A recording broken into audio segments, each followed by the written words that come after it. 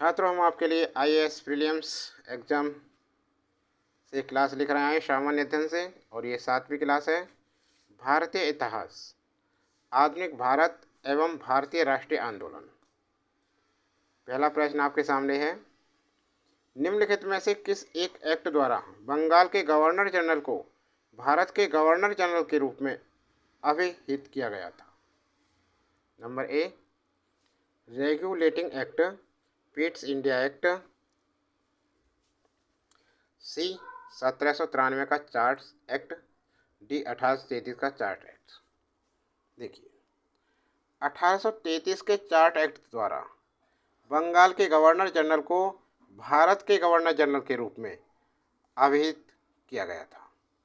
इससे पूर्व 1773 के रेगुलेटिंग एक्ट के द्वारा बंगाल के गवर्नर को बंगाल का गवर्नर जनरल बना दिया गया था तथा बम्बई एवं मद्रास प्रेसिडेंसी को इसके अधीन कर दिया गया था। 1833 के चार्ट एक्ट के अंतर्गत लॉर्ड विलियम वेंटिंग को भारत का पहला गवर्नर जनरल बनाया गया। समझ में आ गया? तो हमारा विकल्प डी बिल्कुल सही आंसर है।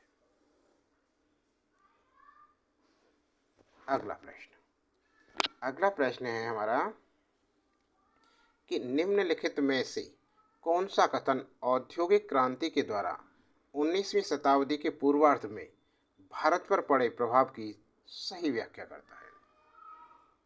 ए, भारतीय दस्तकारी उद्योग नष्ट हो गए थे। बी, भारत के वस्त्र उद्योग में मशीनों का बड़ी संख्या में प्रवेश हुआ था। सी, देश के अनेक भागों में रेलवे लाइनें बिछाई गई थीं। डी, ब्रिटिश उत्पाद के आयात पर भारी शुल्क लगाया गया था। देखिए, इसमें ये पूछा है कि कौन सा कथन औद्योगिक क्रांति के दौरान 19वीं शताब्दी पूर्वार्ध में भारत पर पड़े प्रभाव की सही व्याख्या करता है। भारतीय दस्तकारी उद्योग नष्ट हो गए थे, बिल्कुल सही है। ये आंसर जो विकल्प ए है बिल्कुल सही आंसर है कि भारतीय दस्तकारी उद्योग नष्ट हो गए थे। औद्योगिक क्रांति के द्वारा 19वीं शताब्दी के पूर्वार्ध में भारत पर पड़े प्रभाव के कारण भारतीय दस्तकारी उद्योग नष्ट हो गए। इसका प्रमुख कारण भारत में कच्चे माल का ब्रिटेन में निर्यात तथा वहां से निर्मित वस्तुओं का भारत के बाजार में बहुत कम कीमत पर उपलब्ध होना था, जिसके कारण भारत के दस्तकारी उद्योग को काफी नुकसान का सामना करना पड़ा। आगे समझ में कि औद्योगिक क्रांति के द्वारा 19वीं शताब्दी के पूर्वार्ध में भारत पर पड़े प्रभाव के कारण भारतीय दस्तकारी उद्योग नष्ट हो गए थे। इसका प्रमुख कारण भारत से कच्चे माल का ब्रिटेन में निर्यात तथा वहां से निर्मित वस्तुओं का भारत के बाजार में बहुत कम कीमत पर उपलब्ध होना था, जिसके कारण भारत के दस्तकारी उद्योग को काफ़ी नुकसान का सामना करना पड़ा। तो हमारा विकल्प ये बिल्कुल सही आंसर हो गया है। ठीक है ना? अगला प्रश्न देखो। अगला प्रश्न है, निम्नलिखित कथनों पर विचार कीजिए। कथन दे रखे, उन पर विचार करना है। देखिए, वर्ष 1919 के मॉन्टेग्यू चेम्सफोर्ड सुधारों में 21 वर्ष से अधिक आयु की सभी महिलाओं के लिए मताधिकार की संस्तुति की गई। दूसरा, 1935 के गवर्नमेंट ऑफ इंडिया एक्ट में विधानमंडल में महिलाओं के लिए आरक्षित स्थानों का प्रावधान किया गया। उपरोक्त कथनों में कौन सा सही है? तो इसमें ये दूसरे वाला सही है सिर्फ। देखिए, government of India act 1935, government of India act 1935 में 29 मिलियन महिलाओं को मताधिकार दिया गया था। साथ ही विधानमंडल में महिलाओं के लिए आरक्षित सीटों का प्रावधान भी किया गया था। तो ये कथन हमारा दूसरा बिल्कुल सही आंसर है। आंसर 2 और नहीं, वे केवल 2 विकल्प सही है। विकल्प 2 पहले के बारे में क्या है, ये सही नहीं है। पहला था, क्यों नहीं सही? देखिए, क्योंकि वर्ष 1919 के मॉन्टेग्यू चेम्सफोर्ड सुधारों में महिलाओं के मताधिकार के लिए कोई सिफारिश नहीं की गई थी। इस प्रकार इस अधिनियम में महिलाओं को मताधिकार नहीं दिया गया था, किंतु इसमें शामिल एक खंड में यह कहा गया था कि यदि भारतीय प्रांत चाहें तो महिलाओं को मताधिकार दे सकते हैं। इस अधिनियम ने महिलाओं को चुनाव में खड़ा होने की भी अनुमति नहीं दी थी। ठीक है ना, मताधिकार की तो कोई बात ही नहीं थी, बात दे सकते हैं तो। इसलिए हमारा आंसर क्या है, केवल 2 विकल्प सही है, विकल्प भी सही है, केवल 2। अगला प्रश्न देखिए, प्रश्न नंबर 4। इसमें पूछा है कि चार्ट्स एक्ट 1813 के संबंध में निम्नलिखित कथनों पर विचार कीजिए।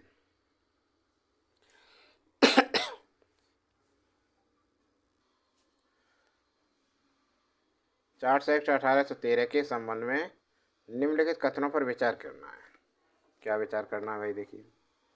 इसने भारत में ईस्ट इंडिया कंपनी के व्यापार एकाधिपत्य को चाय का व्यापार तथा चीन के साथ व्यापार को छोड़कर समाप्त कर दिया था।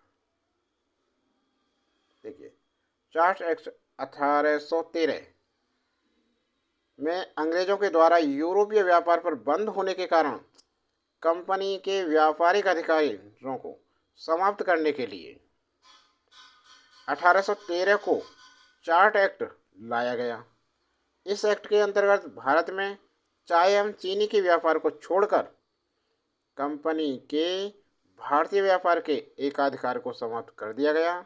इस एक्ट के द्वारा नियंत्रण बोर्ड की अधीक्षण और नियंत्रण शक्ति का विस्तार कर उसे और सुदृढ़ बनाया गया तथा कंपनी द्वारा भारतीय राज्य क्षेत्रों पर ब्रिटिश राज्य की संप्रभुता को और अधिक सुदृढ़ कर दिया।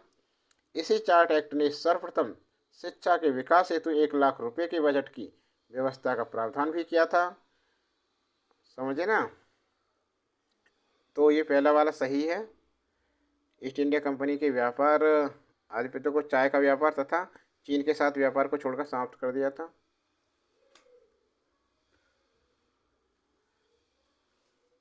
और क्या क्या हुआ था इसमें, इस एक्ट के द्वारा नियंत्रण बोर्ड की अधीक्षण और नियंत्रण शक्ति का विस्तार कर उसे और सुदृढ़ बनाया गया था तथा कंपनी द्वारा भारतीय राज्य क्षेत्रों में ब्रिटिश राज्य की संप्रभुता को और अधिक सुदृढ़ कर दिया।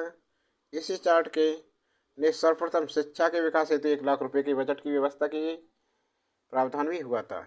इससे कंपनी द्वारा अधिकार में लिए गए भारतीय राज्य क्षेत्रों पर ब्रिटिश राज क्राउन की संप्रभुता को सुदृढ़ कर दिया।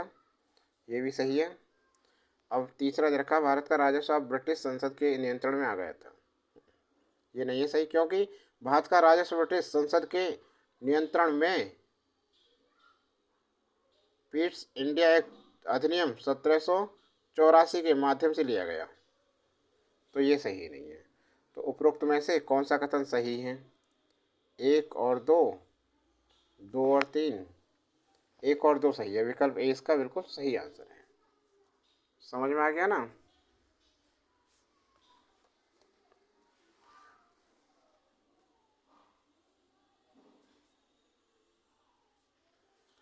अगला प्रश्न नंबर 5 देखिए। 5 में क्या है, भारत के इतिहास के संदर्भ में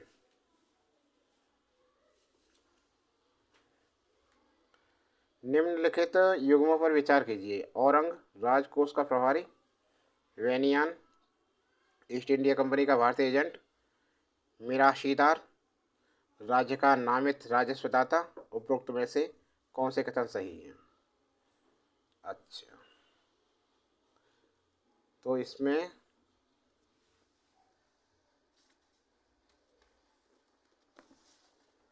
ध्यान से देखो कि भारतीय इतिहास के संदर्भ में के लिए वैनियान ईस्ट इंडिया कंपनी का भारतीय एजेंट, ये सही है कि वैनियान ईस्ट इंडिया कंपनी का भारतीय एजेंट था जो यूरोपीय व्यापारियों एवं भारतीय व्यापारियों के मध्य मध्यस्थता का कार्य करता था। इसका कार्य अंतर्देशीय व्यापारियों से निर्यात योग्य उत्पाद की आपूर्ति के लिए अनुबंधों को लाना और उसे सुनिश्चित करना था। यह एक दलाल था, समझिए ना, ये सही था। मिराशीदार राज्य के नामित राजस्वदाता थे। दक्षिण भारत के तमिल जिले के निवासी को मिरासीदार कहा जाता था। ये अक्सर ब्राह्मण या उच्च जाति से संबंधित थी। तो ये भी सही है। लेकिन जो औरंग है, क्योंकि औरंग इसमें राजकोष का प्रभारी दे रखा है।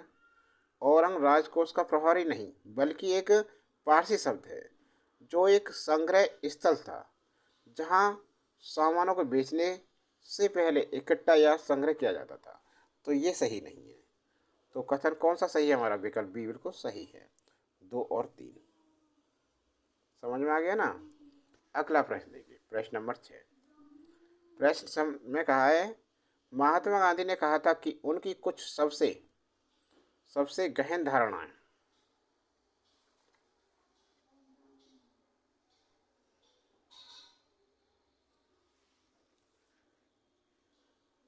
अनटू दिस है, ये the into unto this last नामक पुस्तक में प्रतिबिंबित होती है और इस पुस्तक ने उनके जीवन को बदल डाला। इस पुस्तक का वह संदेश क्या था जिसने महात्मा गांधी को बदल डाला? ए दे रखा है, सुशिक्षित व्यक्ति का यह नैतिक दायित्व है कि वह शोषित तथा निर्धनों का उत्थान करे। नहीं। व्यक्ति का जीवन सबके कल्याण में निहित है। बिल्कुल सही, विकल्प भी सही है इसमें। उच्च जीवन के लिए ब्रह्मचार्य तथा आध्यात्मिक चिंतन अनिवार्य है। डी, इस संदर्भ में सभी उपरोक्त ए, बी तथा सी कथन सही है। तो इसमें हमारा जो विकल्प बी था वो सही है कि व्यक्ति का जीवन सबके कल्याण में निहित है। सिर्फ यही विकल्प सही है। ठीक है ना। देखिए, महात्मा गांधी ने कहा था कि उनकी कुछ सबसे गहन धारणाएं अनटू दिस लास्ट नामक पुस्तक में प्रतिबिंब होती हैं जिसने महात्मा गांधी को बदल डाला। यह पुस्तकें ब्रिटिश लेखक जॉन रसिक की हैं। गांधी जी ने रसिक की इस पुस्तक का गुजराती में सर्वोदय के नाम से अनुवाद किया। सर्वोदय यानी सबका उदय, सबका विकास। सर्वोदय भारत का पुराना आदर्श है। विनोबा जी के अनुसार सर्वोदय का अर्थ है सर्व सेवा के माध्यम से समस्त प्राणियों की उन्नति। सर्वोदय के व्यवहारिक स्वरूप को बहुत हद तक विनोबा भावे जी के भूदान आंदोलन में देखा जा सकता है। समझ में आ गया ना। अगला प्रश्न देखिए, निम्नलिखित पर विचार कीजिए। मृदा के स्वरूप तथा उपज के गुणों के आधार पर भूमि राजस्व का मूल्यांकन, युद्ध में चलती फिरती तोपों का उपयोग, तंबाकू और लाल मिर्च की खेती। उपरोक्त में से कौन सा या से अंग्रेजी की भारत को देन थी? अंग्रेजों को की भारत को देन थी, कौन सा था इसमें? कौन सा सही है कि वो चीज़ अंग्रेजों ने दी थी भारत के लिए? देखिए, तो इसमें जो कथन दे रखे वो कोई सा सही नहीं है। मृदा का स्वरूप तथा उपज के गुणों का आधार पर भूमि राजस्व का मूल्यांकन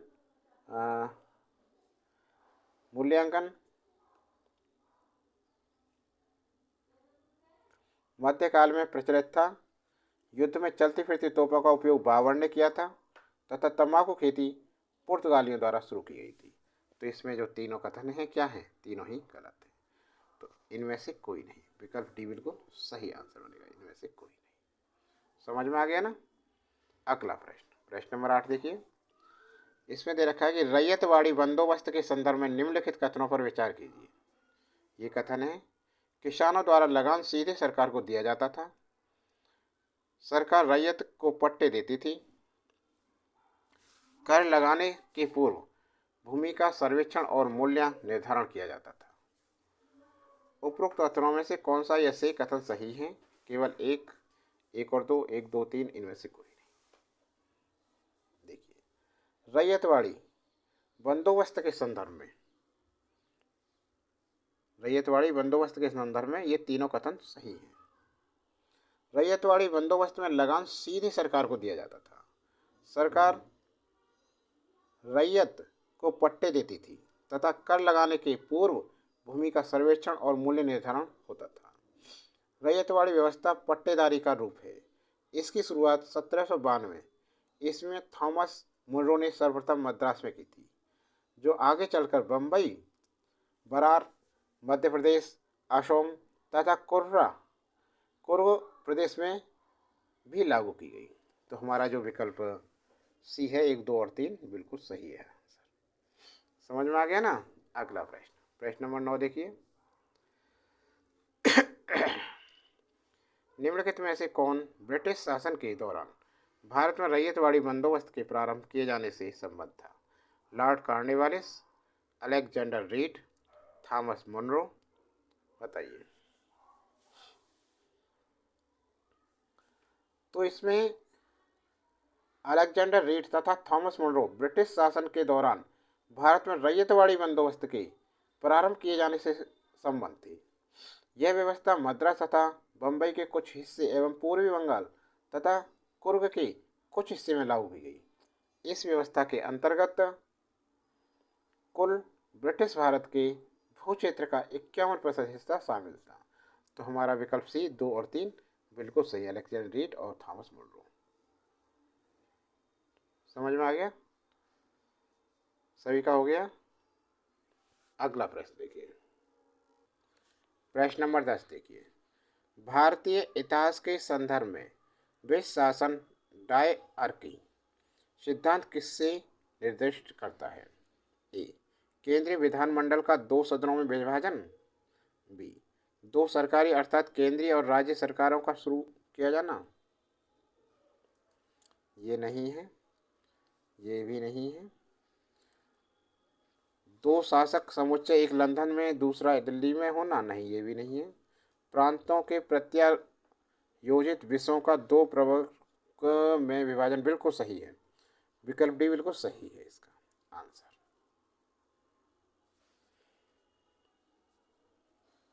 डी।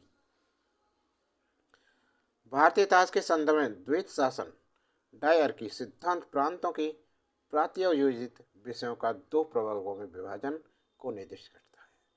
भारत शासन अधिनियम 1919 के द्वारा भारतीय इतिहास में द्वैत शासन की स्थापना की गई। इसके द्वारा केंद्रीय और प्रांतीय विषयों की सूची की पहचान करके इन्हें अलग कर राज्यों पर केंद्रीय नियंत्रण कम किया गया। इसने प्रांतीय विषयों को पुनः 2 भागों में विभक्त किया, हस्तांतरित और आरक्षित। हस्तांतरित विषयों पर गवर्नर का शासन होता था। इस कार्य में वह विधान परिषद के प्रति उत्तरदायी मंत्रियों की सहायता लेता था। आरक्षित विषयों पर गवर्नर कार्यपालिका परिषद की सहायता से शासन करता था, जो विधान परिषद के प्रति उत्तरदायी नहीं था। समझ में आ गया ना।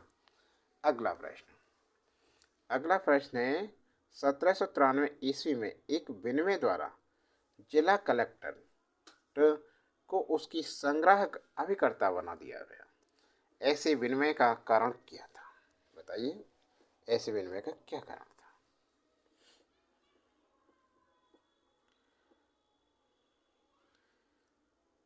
ए, लॉर्ड कॉर्नवालिस ने महसूस किया कि जिला कलेक्ट्रेट की राजस्व संग्रहण की दक्षता अन्य कार्यों का बोझ न रहने से बहुत हद बढ़ जाएगी। नहीं, ये नहीं है।